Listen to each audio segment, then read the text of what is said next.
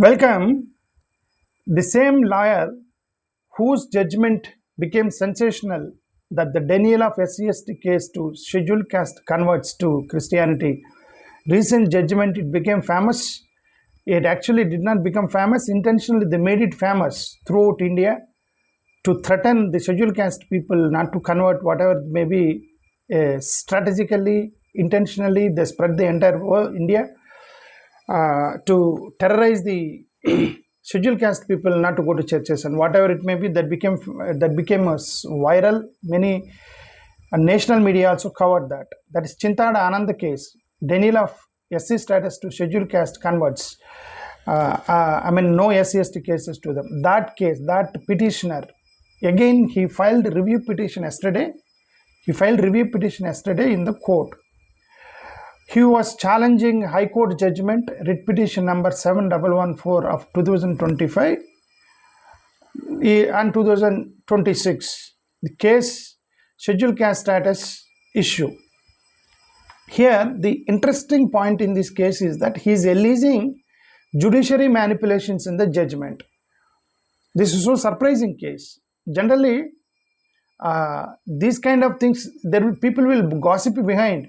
Generally, people gossip behind that something happened in the judiciary, something they manipulated the judgment. This kind of gossips will take place in the behind, but nobody will challenge in the court that the judicial manipulation happened in the judgment. So this petitioner, Archbishop Joshua Chegudi,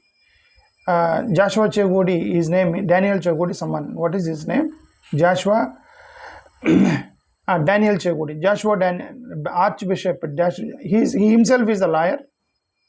So he filed a petition in the court yesterday. He alleged that the judgment is biased, invalid and unconstitutional because they manipulated the judgment. That was the main allegation he did. What he was alleging is that the judges who gave judgment, the two judges who delivered the judgment, they both are colleagues for many years. They both have relationship. They violated procedural laws, rules. So this judgment is against the natural justice, constitutional principles and earlier legal precedents. That is exactly the case he filed in the review petition. Surprisingly, he was alleging here something. He was alleging a conspiracy here. What he was alleging is that in the petition he filed yesterday night and the Honorable Supreme Court, he says that there was a close relationship between the honorable judges, a retired judge, senior advocate. Now here senior advocate is a retired judge and the sitting judge who delivered the judgment. They both are colleagues for many years, worked together for years. They delivered more than 200 judgments together. So they both are close associates, close relationship as colleagues. So they stood together. One became the advocate, one became the judge, and they passed the judgment, and then they spread the entire India that no SC status to scheduled caste. Of course, the main case is pending. This is a petty case. What he is alleging here in this case is, he is alleging that there was a strong network controlling outcomes. He is explicitly saying that. He is explicitly saying that a senior counsel is the mastermind behind this strong network. He is alleging that there is someone, senior counsel, he is the mastermind behind all these strong networks. They are influencing the High Court judgments, Supreme Court cases. The judgment was not independent and it was influenced by the network of a mastermind counsel by one of the senior judges, that is senior counsels. That was the allegation he made, and he filed the review petition in the Supreme Court yesterday. This Joshua Daniel Chegudi, Archbishop. The bench manipulated the actual proceedings. That was the main allegation. What is his main allegation is that the case who heard the case, the honorable judges who heard the case, who reserved the case, are not the one who delivered the judgment. That was the main allegation he was making, that because the case was reserved by the one bench that is the combination of Honorable Justice Prashant Kumar Mishra and the Honorable Justice Manmohan. These two were the people who reserved the case, but actually the judgment was given by Justice Prashant Kumar Mishra and Justice Sanjaya. He says that why there is a mismatch. Two people reserved the bench and the other people given the judgment, so it is illegal and manipulated. That is what actually he filed in the review petition in the Supreme Court. He also releasing altered court records, fake and altered court records. He says that record of proceedings does not match reality. Their judges' names were missing in the official records, and inclusion of judge who was not present. He was not present in the actual this one. His name was included in that. So court records were tampered or manipulated. So that was one of the allegations he mainly alleged, and he filed a petition there. This counsel. He is arguing that his lawyer was not present to argue fully. He was not allowed. He was present, but he was not allowed to argue fully. The respondents filed submissions late. Even though they submitted late, they accepted the respondents' documents. So the entirely progress was regress. The process was rigged against him. That was the allegation by this counsel, and he went for review petition. And also, he alleges that lower courts were influenced. Lower courts acted under influence of the retired judges. That was his argument. So the influence is systematic, not just one case. There was a systematic influence in the legal judiciary system. So he was alleging that, and he filed a review petition yesterday by this Archbishop cum advocate. So legal constitutional angle of his complaint, if you look at main argument, is that of course 1950 Schedule Caste Order Para 3 was the main argument, and the order was invalid and unconstitutional. Of course, even though I'm not fully convinced, personally I'm not fully convinced that when the main constitutional challenge in 1950 Schedule Caste Order Para 3 was present there, it was all pending in before the court. So that was pending for last 22 years. So all these cases, anyway, it will come within the purview of that particular order. Whether it is moral or immoral, there is an act, there is a presidential order. So that presidential order, it is there. So since the presidential order, it is still there. So within that purview of the presidential order, they give the judgments. But why these people arguing separately, that I don't know. But personally, I am not. Aware of their intention of going to the courts about all these things once that law is there. Okay, challenging the law, it is there. 22 years pending. Anyway, the main case pending in 2024, we know that this case they are hearing because there are some provisions that some people go to the court that injustice happened to me, and then as a small and petty case, the courts will accept.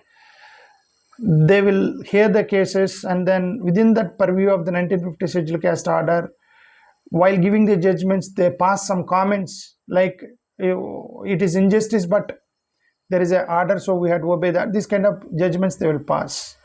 I don't think this will affect the main case 2004 case. It will affect directly. It may not affect, but indirectly, obviously, they may refer that recently you given judgment that conversion, so you struck this. So they may refer, they may use this as a reference. Directly, it may not affect the main case, but there is still chances to quote, to link, to argue with the recent judgments. So definitely, it will some way it will affect whatever. Without the changing the constitutional order Para 3, and why these people are going to the courts, that we don't know, but that's up to the judges, up to the advocates and petitioners why they're filing all these cases. But the main case, if you look at the main case, simple main case, I'm talking about the main 1950 Schedule Caste Order Para 3 filed by NCDC and I think some All India Christian Federation, AIC, some Vijay, someone from Andhra Pradesh, and Franklin Thomas from Chennai, NCDC. So they filed cases, separate filed cases. Okay, Article 14, the main case was that Article 14, equality before law. Article 14, when it is equality before law, President cannot violate the law.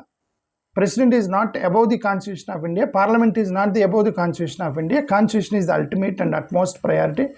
That is the topmost powerful weapon in India, Constitution. So neither President nor Parliament, nor any institution, nor any powerful person in the India, they cannot violate Constitution. So that is Article 14. It is illegal against to the Article 14.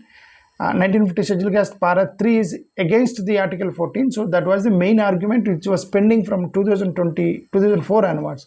22 years it is pending. Article 14 defense violation argument.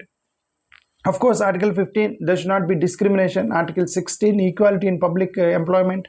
Article 25, freedom of religion. Article 19, free speech. And there was one more argument. It's Article 341, misuse of power. These people are arguing that the power is not absolute. President have ultimate powers, but not to violate the Constitution of India. President also doesn't have right to violate a Constitution of India and issue the presidential orders. But the government is arguing that President have ultimate powers. No, President doesn't have ultimate powers. Parliament also doesn't have ultimate powers. Constitution is the ultimate this one. So the courts can interfere. You have to interfere. That is what actually based on the Constitution, main case was arguing, right? So irrational, like excessive, biased presidential order. So these are arguments are going in from last from 22 years onwards. Other than constitutional arguments, there are social arguments also, like conversion. Even though they converted, still social exclusion, economic marginalization, and discrimination, caste bias, caste attacks, everything is happening. So these social arguments are also included in the file, in the case. So this is actually the main case. But now this Chintada Ananda case was just a SCST case. He filed his pastor. He said that why will I lose my SC status because if I'm a convert Christian? It is against a separate case he filed. If court thinks that it is a constitutional challenge, this case may be attached to the main case. It may link to the main case, or they may give a social, whatever the case. While he revised, why I am talking on this is that this advocate, he's alleging the manipulation in the judgments, like someone heard, someone given judgment, because there was that the same day the judgment came on the same day. That was the death anniversary of Praveen Pagadala, who was allegedly died by a self-accident according to the government, but according to his followers, Christian community, they're believing that he was murdered and threw on the road.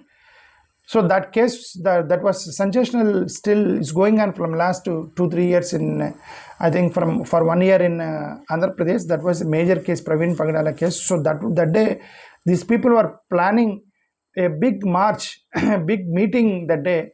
So exactly that day, this judgment came to terrorize, to threaten the scheduled caste people not to attend Pastor Praveen's death allegations, marches, protests, to threaten them, to bring them down, to cool them, or to control them. They given the judgment on the same day. This was the allegation made by this person. They manipulated everything and then given the judgment. So with all these things, he filed the review petition yesterday. This was about the complainant's review petition. That's only his allegations.